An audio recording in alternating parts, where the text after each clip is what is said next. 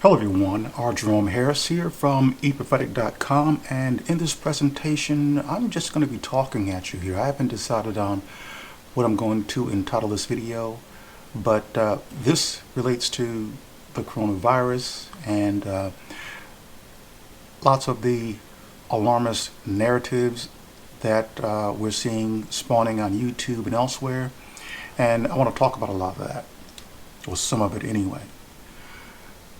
We're hearing from all camps, and most of these are religious camps who are associating the coronavirus with the last days. Now, I've done videos a few days ago. I wrote articles on the eProphetic.com website. You can check those out, talking about how none of these things, this virus has nothing to do with the last days.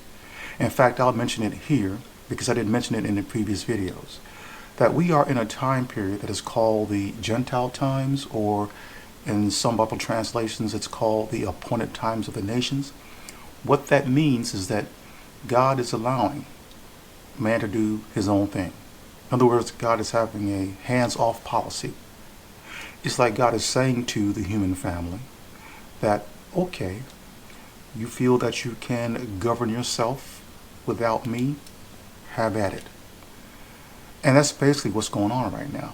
It's the appointed times of the nations, meaning that it has a beginning and an ending. So it's a time span. And it is within what is called the seventh day, the Sabbath day, not a literal 24-hour day, but a time period.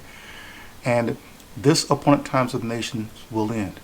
When? We don't know. But when it does end, we will know that, I assure you. But right now, there's no divine intervention going on. God is not causing the coronavirus to come across the human family to do it harm. God created these microorganisms, for a purpose. We might not understand their purpose, but I think that one should be humbled and not call these microorganisms the enemy because they're killing people. We must consider that we are the cause of a lot of the calamities that occur on the earth. And I'm going to show you some scriptures that talk about that. For example, we pollute the air, the water, the soil, and it impacts us, our health, because we have to breathe this bad air and drink bad water and eat the plants that grow out of soil that we've contaminated. And it also impacts the animals who eat the things that grow from the soil and birds that fly in the air. So every living creature on the earth is impacted by the bad decisions and the bad things that we've done on the earth, claiming that all these things are for the sake of the advancement of man and technology. But what has history shown? What does the evidence show? It shows that we have been a miserable failure in being caretakers of the earth. We've been bad tenants. And the earth itself, which was created by the Most High God, it is an incredible, complicated ecosystem. And what the earth is doing, it is reacting to the things that we've done. So if we upset the balance of that ecosystem, the earth itself is going to self-repair itself, for example. So we may see more severe storms, the polar caps melting. We have depleted the ozone. So we've caused that damage. And it is written that God is going to ruin those who ruin the earth. Not that God is going to say, okay, I'm going to ruin you because you've done that. It's a warning to us that the earth that he's created is designed to take care of itself, to take care of us if we respect it. But we have not respected God's creation, the earth itself. We've treated it as if it's our property and we didn't create it. So we have ruined the earth. We have been bad tenants. And so we can't blame and say, well, God's causing these viruses and God is causing these hurricanes and all these other, what we call natural disasters, but really what they are, they're natural occurrences. And it's the earth reacting to what we've done. And we're just stubborn, we're hard-headed. We don't get it. As a species, we don't have an ounce of humility in our bodies, many of us. We even have the President of the United States calling this virus a hidden enemy. Everything has to be a fight, a war to be won. You're not going to win. You can't win against what many call nature. You can't win against the things that God himself has created. For example, a lot of you don't like mosquitoes. I don't like mosquitoes either. But you know, mosquitoes serve a purpose. You might not like an alligator or a crocodile, but they serve some useful purpose in the ecosystem. We might not understand it, but they all serve a purpose. And here we are, we're burning down lots of the Amazon rainforest, which impacts the earth itself. We better wake up. We can't throw money at everything thinking that that's going to solve the problem, as if mankind's created entity called currency or money is going to solve problems. No. This is something of a more spiritual and lofty nature that we're dealing with here, and we simply need to rethink the things that we've been taught and respect the earth. I admire many of the American Indians because they understood this. They understood nature and being at one with it. But not so-called modern man. He's a beast. He's a beast of the field. And we are the problem. So we're going to see more of these viruses and other calamities to hit the earth because we're just stubborn. We don't listen. We think that we are the baddest dudes in the universe. And here we are up against a virus that many people are afraid of. We really don't know how to combat it. But yet, in the past, there were viruses. We had between the years of 1341 and 1351, we had the Black Plague that killed between 75 million to 200 million people, maybe more. In the year 1918, we had the Spanish influenza that killed more than 50 million people. And there have been other coronaviruses. This is the 7th strain of corona. This strain has a mild presentation, meaning that a person can be infected by it and walk around and not be sick, not show any of the symptoms. They are what is called, they're asymptomatic. But a person who's asymptomatic can infect someone who has a weakened or compromised immune system and cause those persons to get sick, and they become symptomatic and they could die. And many people are dying every day. But yet the nations are haughty, and whenever I hear someone say this is a hidden enemy that we need to fight, then what it's really doing is giving a middle finger to God, saying that, you know, we're gonna defeat you, rather than showing some humility here. We cause this problem. This has nothing to do with God. There's no divine intervention that's going to take place because we are within that time period, like I mentioned in the beginning of this video, called the appointed times of the nations or the Gentile times, depending on what Bible translation you use. We are not in the last days. Many things have to occur before we even come to that point of the beginning of any last days. And we are not even at the doorstep yet. The last days are far, far into the distant future. And we're going to continue on the path that we're in, and we're going to learn a hard lesson here. Let me go through my notes here.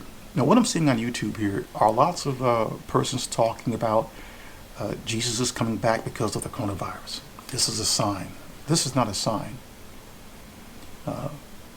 It is mentioned in Matthew chapter 24, Luke chapter 21, and Mark 13. It mentions different things. Jesus talks about different things that are going to occur prior to his return. And his return is not going to be a physical return to the earth, but it's going to be that he's returning in the sense that he becomes the earth's king and he rules from heaven. He rules remotely. And so we'll never see a flesh and blood man again as a king. But the earth will have a king, but that time is not now. That's far into the future. Then you have those talking about the rapture. There's not going to be a rapture either. Jesus never talked about a rapture. These are the things that men create and talk about because they are unable to make sense of what Christ talked about. So they're trying to fill the gaps themselves. Jesus never talked about a hellfire, not once. But you have people who try to fill the gaps, and they want to, because they can't make sense of his teachings. And you have those religious persons. I saw a video by some TV evangelizer, I forgot his name, but he's well known, asking people to give money still. While he has 3 limousines, 3 private jets, a big congregation, and he's still asking for money. He's without want. And he's just one of many of these TV evangelizers who have packaged and marketed Christ. The packaging and marketing of Christ is big business. And that's all it is. It is big business. These are not godly men, but yet they're so good at the gift of gab and getting people so emotionally worked up and serving them large portions of emotionalism. He makes them emotionally drunk, or they make people, I'm talking about all these TV evangelizers, make people emotionally drunk and spiritually drunk. And when you're like that, then reason and rationale goes out the back door. It's very easy for you to reach into your pocket and throw cash at these guys, whip out your credit card, have them swipe it, and take your money. That's what it's all about. It's big business. These are not godly men. They know what they're doing. And in the background, they're back there counting the money and laughing all the way to the bank while you're out here struggling to pay your bills. God hasn't asked you to give tithes to the church. What are you talking about? The tithing requirement was a part of the Mosaic Law. The Mosaic Law consisted of more than 600 rules and regulations and laws that God gave Moses. And God's instructions were to give those rules and regulations to ancient Israel. So what is called the law covenant, the word covenant means agreement. So the law covenant was an agreement between God and ancient Israel, not God and Christians, because Christianity didn't exist back in those days. It wasn't against God and everyone else because everyone else wasn't there. It was between God and ancient Israel. So Jesus comes on the scene and he tells the Jews, his own people, that I didn't come to end the law, I come to fulfill it. Basically in their behalf because they couldn't keep it. You see, God's law is perfect. There's no flaw in God's law. So when imperfect men then and today think they can keep God's law, then what they're saying here is that they are perfect. The law was given to show ancient Israel that they were not perfect, that they needed their God. And any person today who says that they're Christian or Muslim or whatever, and they think that they're under that law, then they're sadly mistaken. Because if you live by that law or try to live by it, then you're going to die by it. In other words, if you fail to keep one letter of that law, you're going to die by it.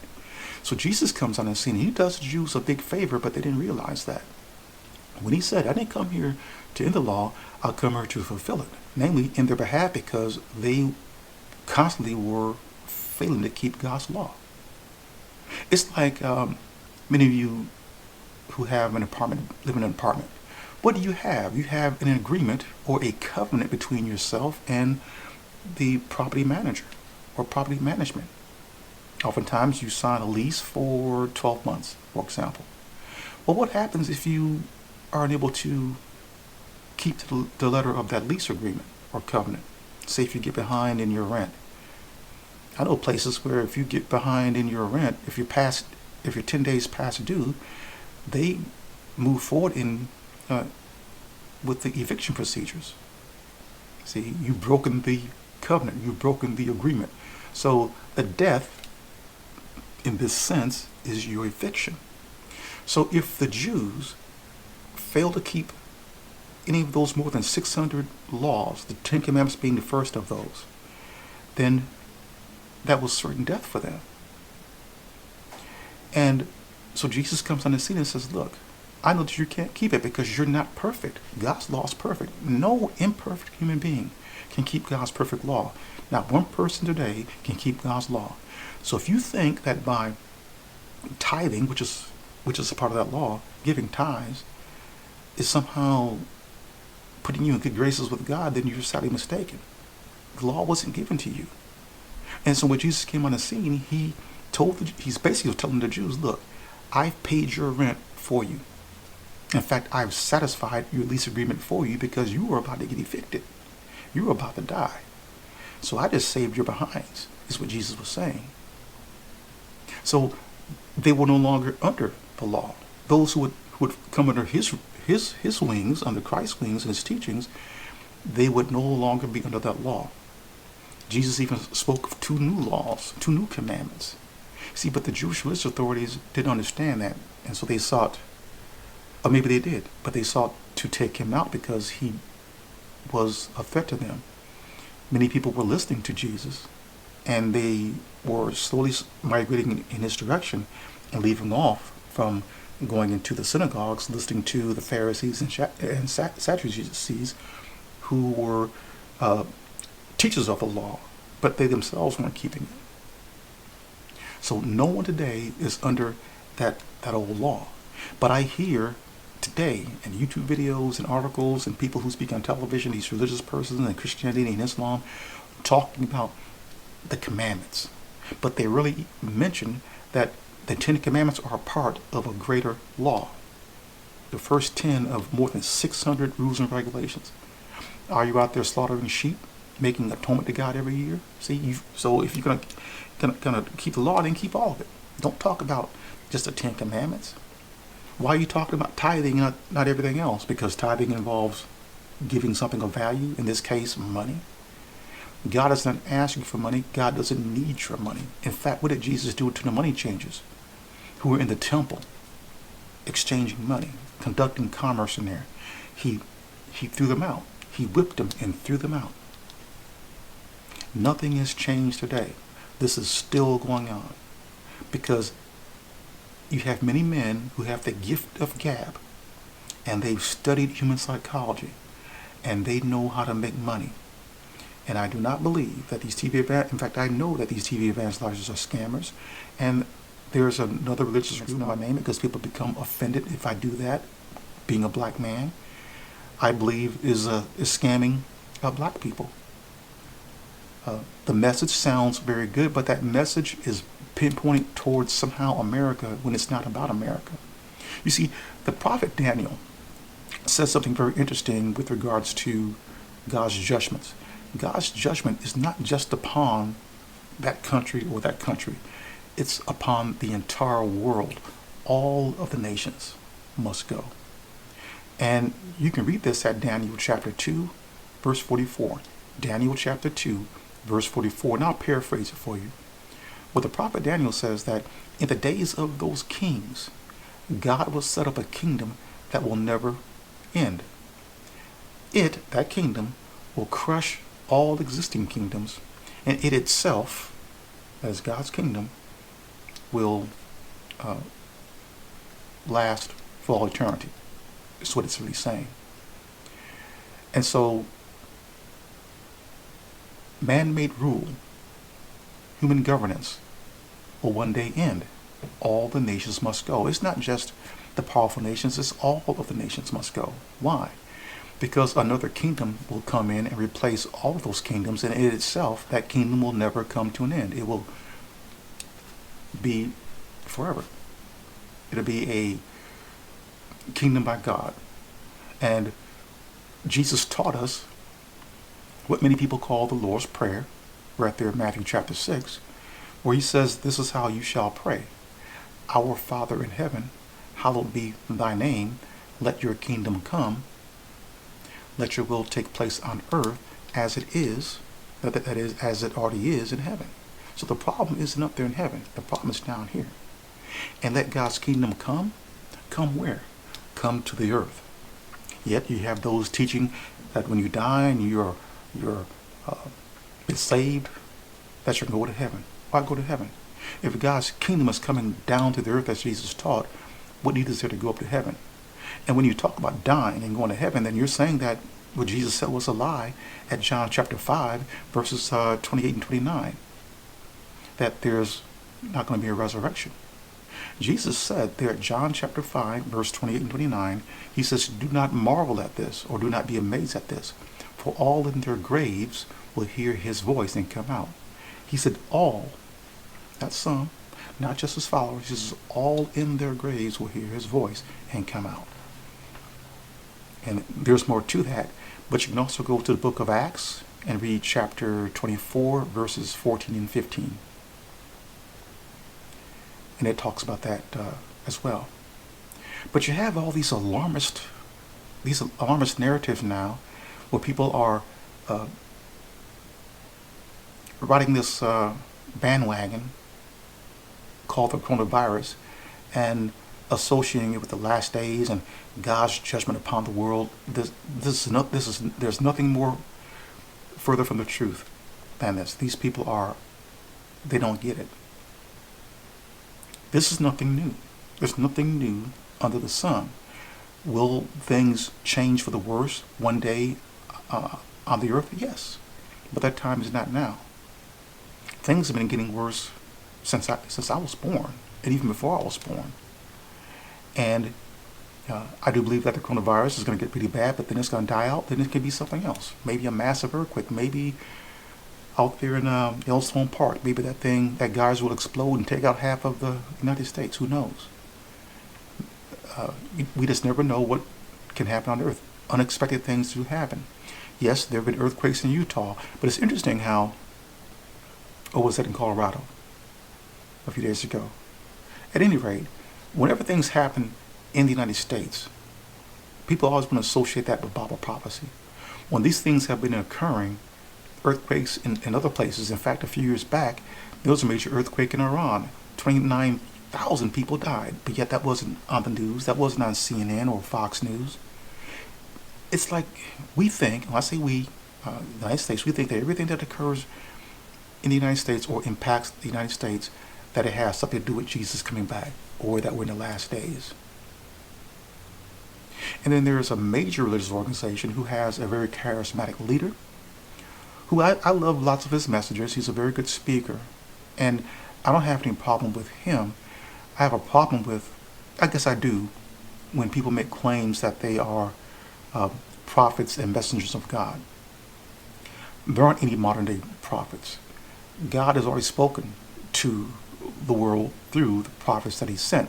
And the last one that he sent, the world today know him in English as Jesus. Christ or Jesus Messiah. The word Christ and Messiah mean the same thing. Now let me read something to you, and this comes from the book of Psalms. This is at Psalms 146:3, and I don't have it pulled up, but I can basically paraphrase it. Where, I do have it here. It says here, "Do not put your trust in nobles, nor in the son of earthly man, to whom no salvation belongs." And there are other scriptures. What we're being told here is do not put your trust in men. They don't have the power of salvation. Yet we have men who are saying that God has sent me to you to give you a message and to give you a warning. So we're supposed to ignore the warnings that Christ gave, the Messiah. We're supposed to ignore the warnings that the prophets before him gave. There aren't any modern day prophets. You see, and there's another scripture. Let me pull it up because I like to read this to you. This is at Jeremiah chapter 10, verse 23. And I'm on Bible Gateway, and I'm using the NIV version. It basically says the same thing in all the Bible translations, the popular ones, the King James Version as well. Now here at Jeremiah chapter 10, verse 23, we have the prophet Jeremiah speaking, and he says, "Lord, I know that people's lives are not their own. It is not for them to direct their steps." In other words, it's not for us to direct our own steps. God directs our steps, or the one that he sent to us, the last one, Christ himself. We follow him. He directs us. He leads us to the Father. Didn't Jesus say at in the book of John, chapter 14, verse 6, he says, I am the way, the truth, and the life. No one comes to the Father but by me. See, we are to be his sheep. He shepherds us. He leads us into green pastures, so to speak. We follow him. He knows the way. I am the way, the truth, and the life. No man, by any name. See, I think these men who stand up, they get too full of themselves after a while. And to me, it's plain to see. I don't trust any man who stands up and says that he is a messenger sent by God, a warner by God. What is that? That shows a lack of humility to the prophets who came and spoke that God sent. And then you have this person saying that he went up into a UFO, a spaceship, the one spoken of by the prophet Ezekiel, the wheel within a wheel. And I'm like, come on. So you went up into a wheel and you saw Elijah Muhammad, for example. That's what he said. He saw others, and Elijah Muhammad sat down and spoke with him. Wait a minute. He too was a man.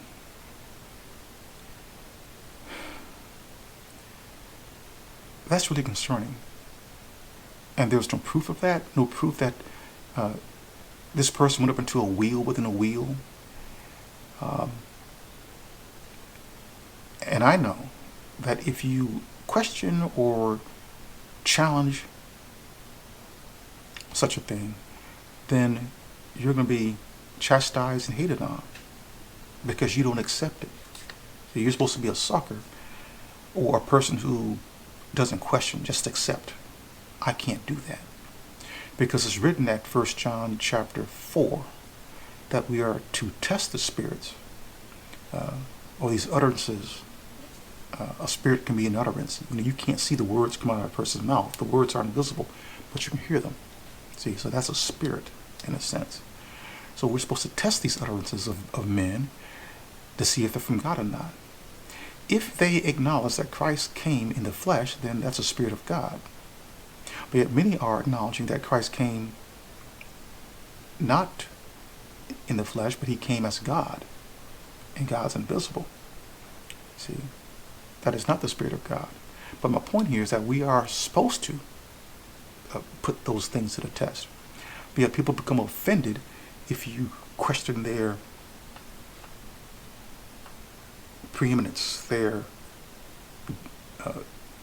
lofty status. I don't care. I don't follow men. I will challenge and question anyone, and you would think that these men would welcome such questioning and such challenge. If they quote from Scripture, they would know what it says at 1 John chapter 4, verse 1. To put any person who makes such lofty claims to the test to see if they are from God or not. How do I know that Satan didn't send you? Satan can transform himself into an angel of light. We see many TV evangelizers out here who come across as if they're godly, but really they're scamming. They can pour on the emotion. They can act as if they're humble. But if you listen to their words, no. You can just look at their actions, look at their fruits to know what they're all about. So no, I'm not going to accept these things. And then I'm not going to be enabled by the mob, because the mob, they follow persons like that. Doesn't mean I'm supposed to. The one that I follow is invisible. The one that I worship is invisible. And the scriptures that I mentioned to you previously at Psalms chapter 146 verse 3 and Jeremiah chapter 10 verse 23 that talk about not following men, we don't have the ability to lead one another successfully. Look at the evidence. Look how messed up things are because of man's inability to govern man. We made a mess of the earth. We ourselves, we are a mess. We're divided. We hate on one another. We go to war with one another. We destroy one another. We speak of love, but when we hate, see, it's one thing to speak of love for others, but if you're quick to go to war and drop bombs on other people because they're not like you, or because they speak another language, or because their system of government is not like yours, then see, there's a problem. Human governance is a failure, a gross failure. Now, there's another scripture that goes in line with that, and this is at Isaiah chapter 2, verse 22. Let me read that to you also briefly here. That's at Isaiah chapter 2, verse 22. And there are many scriptures like this, but I really want to drive this home, that we are not to put our trust in men, but men want us to trust them. And that's concerning to me. I don't care about how big a particular religious organization is and how great of a speaker someone is. And when a person stands up there and claim that they're messengers of God, warners of God, that concerns me when God has already spoken. Are we not listening? We don't need reminders. God has already sent his prophets. And the last one that he sent was his only begotten Son. In other words, the one that he created first and the one that he created directly. Everything else was created through that first one. Now here at Isaiah chapter 2, verse 22, it reads this way. It says, "Stop trusting in mere humans who have but a breath in their nostrils. Why hold them in esteem?" You see, those who stand before their congregations, in their mosques and synagogues, they ignore these scriptures. They don't talk about them. They don't say to those out in the audience, do not trust in mere humans who have but breath in their nostrils. See, they're not deities. See, we breathe air. We start breathing, we die. They die. Why hold them in esteem? Yet these men want to be held in esteem. They become offended, absolutely offended, and they will yell at you and say all manner of words to put you down and make you appear as if you're dirt, you're nothing because you don't go along with the mob. Can't do that. And it is imperative that I worship the one, the invisible one. It states there at John chapter 4, verses 23 and 24, and Jesus is speaking there. He says that God is a spirit, and a spirit is invisible. You can't see a spirit. And that those who worship him must, it says must worship him in spirit and truth. And who is the truth? Jesus says that he is the truth. In other words, the things that he speaks is the truth. Let God be true and every man a liar. It is written. But yet men are standing before hundreds and thousands of people claiming that they are a prophet sent by God, and they bask in arrogance at that. No humility. I'm not saying that they never speak the truth. They do. The devil has the ability to speak the truth. In fact, Jesus said at Matthew chapter 24, verses 4 and 5, Jesus says that many will come on the basis of his name, claiming that he is the Christ or the Messiah. Christ and Messiah mean the same thing. Now think about that. Many will come on the basis of his name, claiming that he is the Messiah. What is Jesus saying there? He's saying many, not just individuals, but many, or organizations that have many in them, who have the ability to reach many people, who have tentacles that spread throughout the earth. Jesus is saying many will come on the basis of his name, truthfully teaching, truthfully declaring that he is the Messiah. I know that Islam declares that Jesus is the Messiah, or the Christ, the same thing. Christianity obviously teaches that Jesus is the Messiah, the Christ. So We have two major religious systems that are many. They're vast in membership, they're vast in resources. Both truthfully teach or declare that Jesus is the Messiah. But what does Jesus say there in Matthew chapter 24? He says, but they will deceive many. So they will use a truthful utterance that Jesus is the Messiah, the Christ, but it will mislead many. See, the devil can speak the truth. He can transform himself into an angel of light, light bearing, speaking the truth, but for a purpose, for an end goal, to deceive, to mislead people. Deceiving and misleading are two different things, but both of those are the results of such declarations. So that's why we must be careful. That's why we are not to trust men who are walking and breathing, who make themselves appear as deities, and they want you to really bow down to them without saying bow down to them. They're saying, listen to me, and if you don't, I've heard one say, well, the hell with you. Like, whoa, where does that come from? Not this guy. I'm not going to do it. I'll listen to you because I should listen to you. I should listen to all persons. But there's a filter up here where I'm going to put what you say to the test. And I've not heard one man pass that test because they're full of themselves. If you continue to listen to these persons, eventually they're going to slip up. They're going to slip up very badly because it's more about them or that organization, whether it's the Watchtower or some other organization, or some other person, another man, and very little about God and the things that he said through the one that he sent.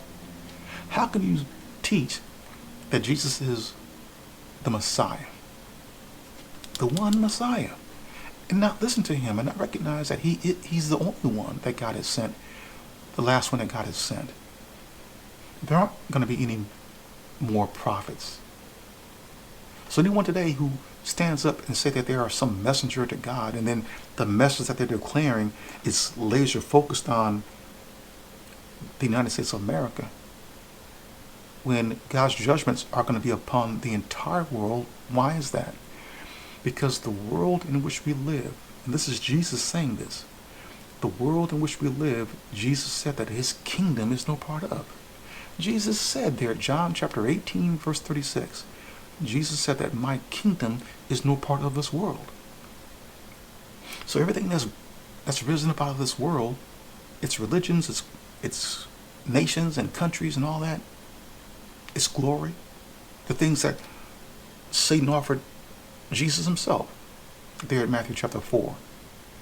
Didn't the devil show Jesus all the kingdoms of the world and their glory and said, I'll give you all these things if you worship me? What does that tell us? That Satan is the ruler of all this. He owns all these things. He owns all the kingdoms of the world, all the nations and their glory, all the sciences and all the things we wonder about and we celebrate. He's behind all these things. These are his.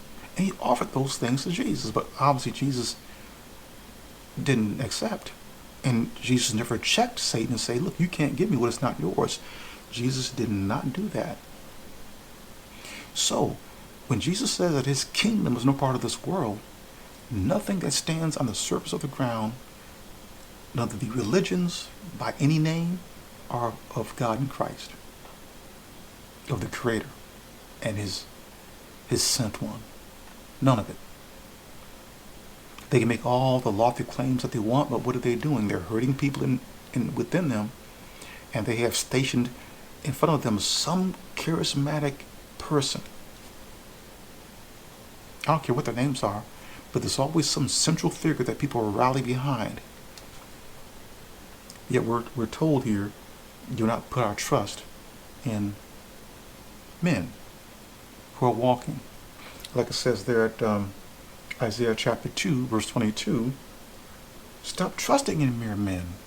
That's all we are. We're mere men. We're nothing compared to the Most High God and the one that He sent, who is now ascended and who is invisible. Why hold them in esteem, as it is written? Yet, many people are listening. They don't know this scripture. And those who say themselves before the many hundreds and thousands and tens of thousands, they don't talk about this. And that should be concerning. And that's what I question. Why aren't they talking about that? Why do they want people to trust in their words without question? So when a person says that they went up into some spaceship, what makes you so special? And a lot of details are left out. And this wheel within wheel, a wheel within a wheel. And come back and the only message that you have is with regards to America and not the world. God's going to take care of America. God's going to take care of all the nations. So there is no message. I don't like calling anybody a liar. But what I will do is I'll put those persons to the test. Okay, where's your proof? Where's your evidence? I want to believe you, but you don't give me much to go on, so you fail the test. Don't get upset. If you're a man of God, then you would understand that. If you're a man of God, you would understand the testing part. You quote scripture, so you should understand that. I love you. I have no hate for you, but I don't like seeing people misled and being manipulated like helpless sheep without a true shepherd. And yet many people become upset at me because I speak in this way. I speak out of love. I speak out of love and concern for that person, because if you are lying, and only you would know that, or those who are close to you, either you're lying or you were delusional or you had taken something and you went into some kind of a dream. But if you're lying, you would know that. And what a bad thing you will have done if you're lying. Especially if you can still come forward and speak as if you do, as if nothing has happened. Because many people believe what this man said concerning going up into this Ezekiel-like UFO, a wheel within a wheel. Personally, I don't buy it. I don't believe it. Something isn't quite right about that story.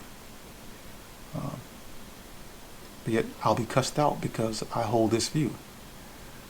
If I don't do this, people, that means that anyone can come around and make some lofty claim, and because the majority believes it, I'm supposed to believe it too.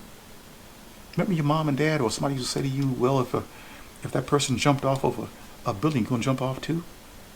You see? That's why we're not supposed to lead men who are walking.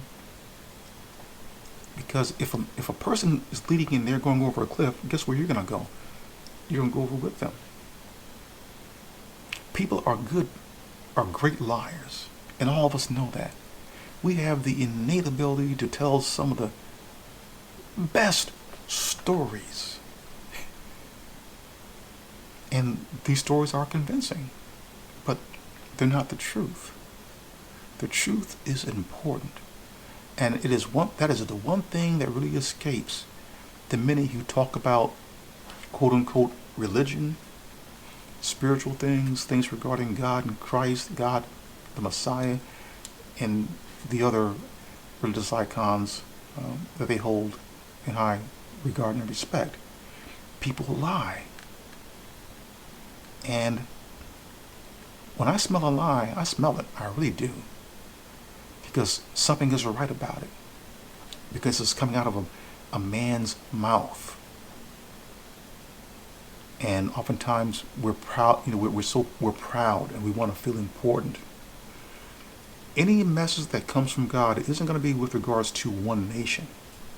It's going to be with regards to the entire world, because, like I said previously, Jesus said that his kingdom is a part of this world. Satan is ruler of this world. And that's written at 2 Corinthians 4:4 or 2 Colossians 4:4, one of the two. And so it's not going to be lasered at one nation. That many people have a problem with. I have a problem with things going on, that happen within the United States. As a black man, yes, discrimination and all the with slavery and what it's done to my people. Yes, that bothers me. But I'm realistic in that I know that God's judgments are going to be upon not just one country that has done bad things. All the nations are guilty of something before God's eyes. But that they all belong to Satan, they all must go. As it is written there at Daniel chapter 2, verse 44. Go there and read it for yourself. All the nations must go. The United States is not Babylon the Great. Babylon the Great is not all of the religions, no. Babylon the Great is something much, much greater. Babylon the Great has not arrived yet, but it will in future days. After Christ's 1,000-year kingdom, which is yet to begin, hasn't begun yet. After it ends, then Babylon the Great rises and rears its ugly head. But there's no Babylon the Great today. People are trying to squeeze, and I'm saying people, men, are trying to squeeze what God has written in his the revelation by Jesus Christ that God gave him, Revelation 1:1. Trying to squeeze that into our time period today. It doesn't fit. It's like you have a puzzle and you're trying to make that puzzle piece fit where it can't go. The seasons are not right. The leaves on the trees haven't turned color yet, so to speak. This time period doesn't fit what is written about what must occur before those things take place. There's no 666. There's no Babylon the Great. There's no beast. There's no image of the beast. There's no scarlet-colored beast. None of these things have occurred yet. Those things are more than 1,000 years into the future. So, and for that same reason, we're not in the last days either. We're in a time period called the appointed times of the nations. The nations are doing their own thing. You watch television, you can see how these so-called intelligent men and women don't know what to do. Terrible leadership. We are unable to lead one another. We're terrible planners. We're greedy. We hoard things. We're selfish. And you can see this. It's so plain to see. I'm looking at television off the camera here, and I see two men and a woman, and they all have college degrees, and they're one's a doctor, no, two are doctors, and one is a reporter, and they seem reasonably intelligent, but they don't know what to do. The political leaders don't know what to do. They scramble, they scurry to and fro, and that's powerful evidence. That's powerful testimony of our inability to know what to do, so as to tell someone, okay, don't go over there, but go this way. You go that way, this is going to happen to you. Go this way, and be certain about that direction. We don't know. Everyone is scattered, going in many, many different directions, and so that shows. We have leaders of countries saying that they're not responsible, they have no responsibility, that I'm doing the best I can. That could be true, maybe it's not, but that's irrelevant. The point is, we don't have that power. It wasn't encoded into our DNA to lead another person. I'm not going to follow another person. No, I follow the one that God sent, and I worship God. Two different things, sir. I follow the one who knows the way to God, and I worship God. It's really quite simple. No human being that's walking and breathing should be in that equation. But yet people put them there. They put a pope there. The religious organization places other men there. And some of you don't get it. You don't get it. Don't trust in men, period. Should you listen to them? Sure, listen. But you have a filter up here. God gave you a filter to think, to weigh and decide. I'm not saying that everything that people say is wrong. But what I'm saying here, there are things that people do say that are wrong. And so you need to factor that in. It's not a matter of you liking someone. I think that's a big mistake. You can like someone and say that they're your friend, or that they're this and they're that to you. That doesn't mean that you should follow them. You should be the one to remind them that, hey, I follow the one that the Most High God sent, and I worship Him. I'm not going to worship any man, as it says here at Isaiah chapter 2, verse 22, at Jeremiah chapter 10, verse 23, and Psalms chapter 146, verse 3. Scriptures that all those persons tend to avoid and don't tell you about. See, why would they tell you, share these scriptures with you when they're violating them? They're saying put trust in them when these are saying don't. These things come from the Most High God through His prophets. You see? So that's that. And but don't let all the narratives that you're hearing about on YouTube and elsewhere get you up in arms. Just be smart. Right now, it's not a time to be out in public. You should already have enough food and water in your house. You should have been prepared from the very beginning. There's no reason for you to be going out in the public, to parties and hobnobbing with other people in crowds. Stay inside the house until this thing blows over. Be smart. Remember back in Egypt when God had brought judgment upon Egypt, and then He brought in a plague, and Moses was commanded to place the blood of goats over the doorpost so that death angel would pass by. Thus Passover. Well, this is like a Passover, so to speak, a little mini Passover. And so what you want to do is simply stay inside your house. Don't go outside unless you absolutely have to, and then you need to be careful. If you see crowds of people, stay inside the house. Someone knocks on your door, they want to come in, what do you want? I'm not receiving visitors right now, and you shouldn't be knocking on anyone's doors either. People are stubborn. Down in Louisiana, they just had a big spike of coronavirus infections. Why? Because of Mardi Gras.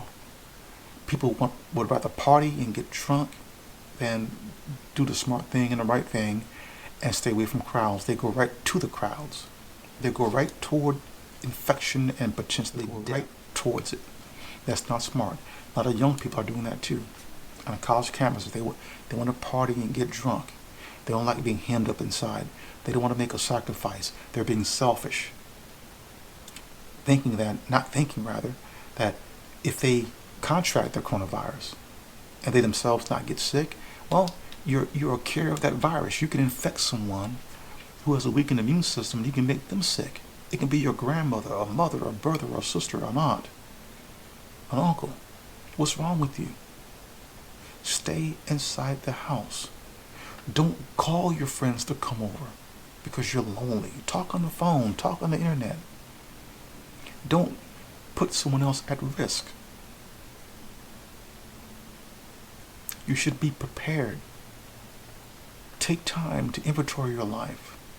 Especially now, if you live in a hurricane zone, you should already have a hurricane kit prepared. Now, I live in an area that's somewhat of a hurricane zone, so I maintain a hurricane kit in the event I don't have to evacuate. Plenty of water in my shed, my shed here, canned goods, dry goods that will sustain me for about a month.